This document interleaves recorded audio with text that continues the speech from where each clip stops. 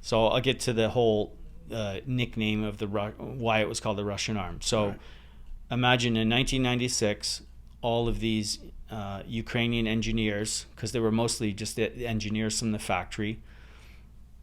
Nobody had ever seen anything like this before, a robotic arm, and actually the original name was Auto Robot Crane, and they bring it over to LA to, I think, like a Cinegear. I'm not sure if Cinegear was, it was called Cinegear back then, but it was basically a trade show.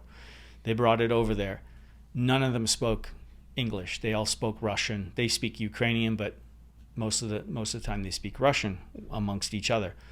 So the Americans just started calling it the Russian arm. Call these guys they got the Russian arm. And it kind of stuck. Back then too, like Ukraine, they didn't know the difference between Ukraine and Russia. It was just some American. So anyway, it got the nickname Russian arm.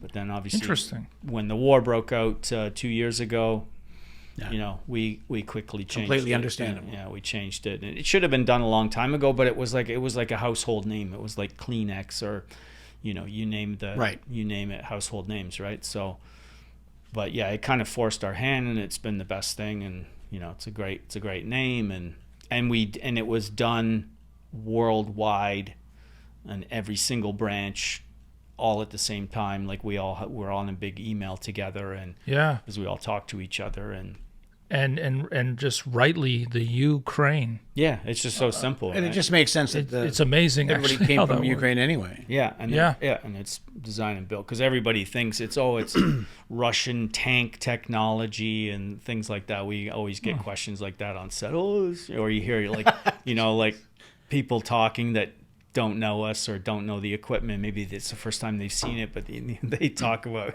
I think it's Russian tank technology. Well, it looks like a turret with a a gun on it.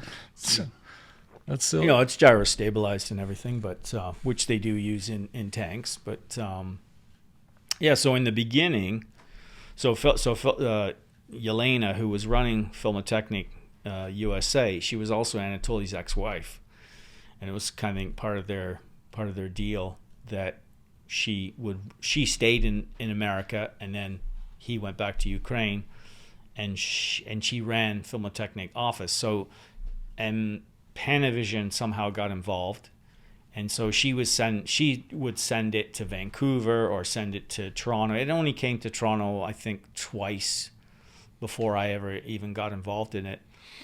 And then, Alexei was able to convince Anatoly to send us our own crane, and then that's when we started Filmotechnik.